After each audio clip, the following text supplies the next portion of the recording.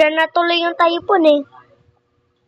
Tsaka yung lakas ng hangin doon sa ano natin, parang move na yung trees.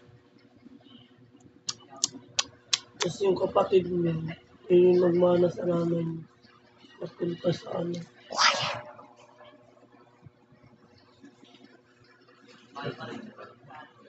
What's this?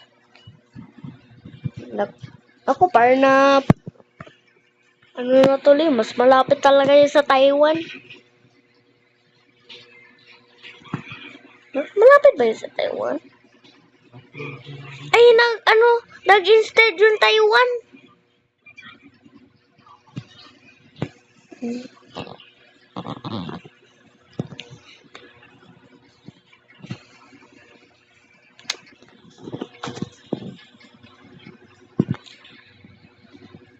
Kasi located yung biwak.